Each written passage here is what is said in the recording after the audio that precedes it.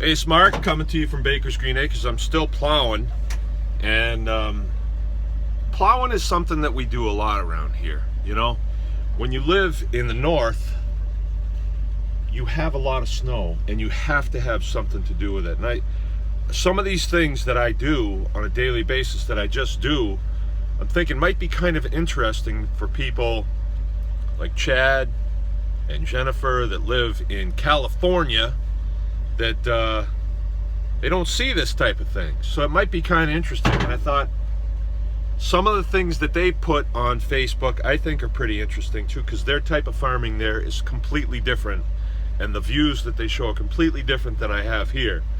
And so I'm gonna expand on this operation and show y'all kind of what it's about. All right, so I'm gonna have to put my shades on because it got sunny again. It's not gonna be for long. There's just a break in the clouds, but I think you can see what we have here. This is an area, this is a south field, and this is where Manny, the man-eater, is out with a bunch of girls out here. And I don't see, oh, they're hiding out. Haven't fed them yet. But this right here is a loader. All right, so I have 2 barrows in here that are actually going to process next Monday. So I have to get ready to get in here and get them loaded up. So in order to do that, I got to make sure that I can get in here and back a trailer up to the loader.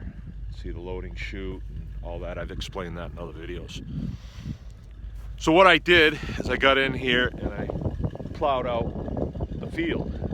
And this field is actually our event field. This is where we put tents and stuff. And there's a pig field on this side and produce fields on that side. But there's pigs in that field now too. But here's my machine from the outside. It's my Ford flatbed. Pretty proud of this truck. I like it a lot. A friend of mine had one when I was a kid, and it was the first pickup truck that I ever drove. It wasn't quite as nice as this one, but it was about the same year as this. This one's 4-wheel drive. And then here's the plow assembly. You can see that. So that chain on the front will pick it up off the ground, and then I can plop it back down.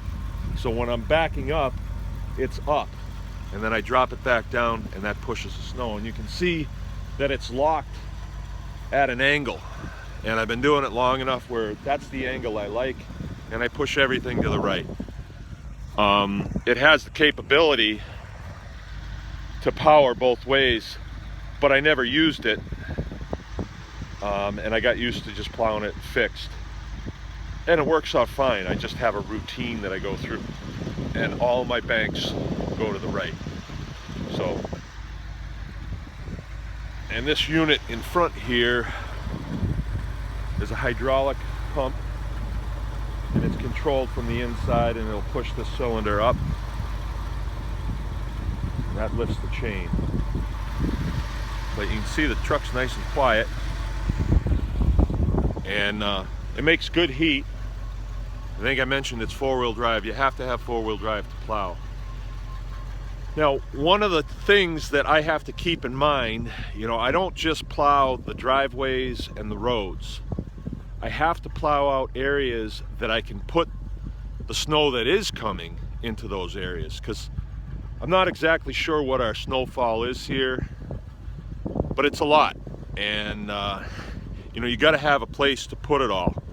What I usually do is I push it from the front of the farm to the back. And so we lost all of our snow here in January.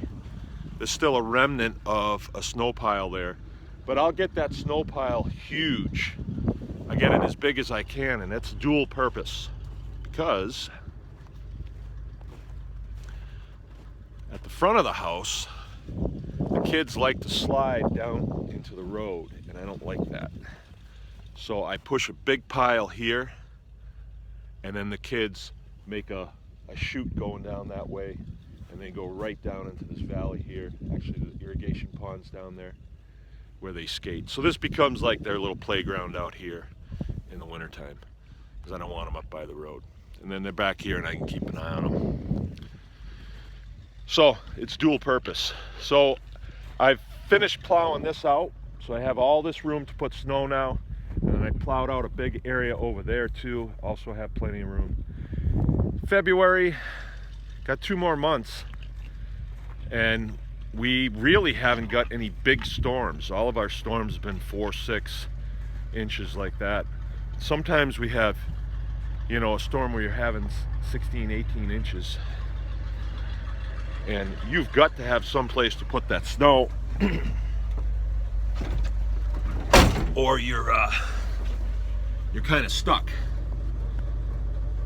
So this is what I keep in mind, is pushing areas out so I have some place to put it when I get it. Just thought that'd be interesting to my friends out in California. Mark from Baker's Green Acres, anyone can farm.